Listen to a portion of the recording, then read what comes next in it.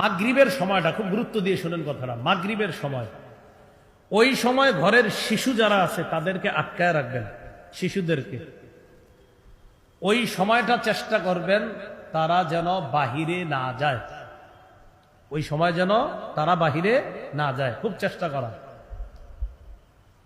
বুখারীর বর্ণনা 3280 নম্বর হাদিস, জাবের রাদিয়াল্লাহু তাআলা আনহু থেকে বর্ণনা, তিনি বলেন قال رسول الله صلى الله عليه وسلم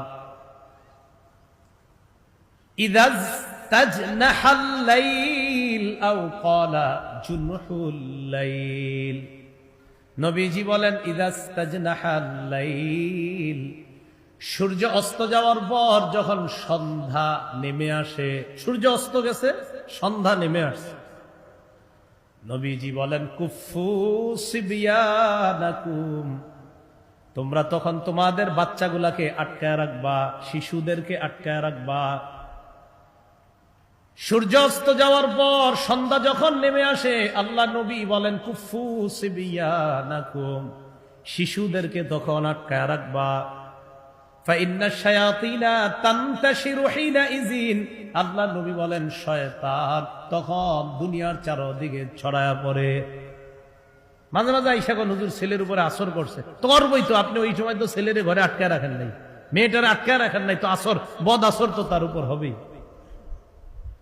নবীজি বলেন তখন শয়তান ছড়ায়া পড়ে, ওই সময় তোমরা সন্তানদেরকে আটকায় রাখবা।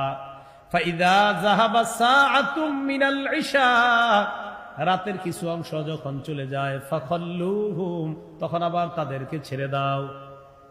তাহলে রাতের কিছু অংশ গেলে ছেড়ে দিও, কিন্তু রাতের শুরু অংশটা সূর্যাস্তের পর যখন সন্ধ্যা নামে, শিশুদেরকে আটকায় রাখো, কিছু অংশ যাওয়ার পর তাদেরকে ছেড়ে দিবা, তখন আর সমস্যা নাই। আর কি করবা তখন? ওয়া আগলিক বাবাকা ওয়াযকুর ইসমাল্লাহ, ঘরের দরজাটা আটকায় দিবা বিসমিল্লাহ বলে। ঘরের দরজা আটকাবো কি বলে?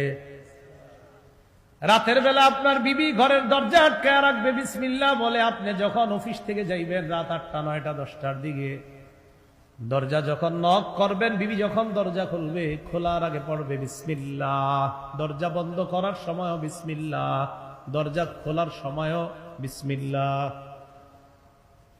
তো নবীজি বলেন দরজা বন্ধ করবা, বিসমিল্লাহ পড়বা। এরপর ওয়াউকি সিকাআকা ওয়াযকুর ইসমাল্লাহ, তুমি যে গ্লাসে পানি পান করো ওই পান পাত্রটা ঢাইকা রাখবা বিসমিল্লাহ বলে। রাতের বেলা শোয়ার সময় পাশে গ্লাস রাখেন না, বিসমিল্লাহ বলে ওইটা ঢাইকা রাখবেন।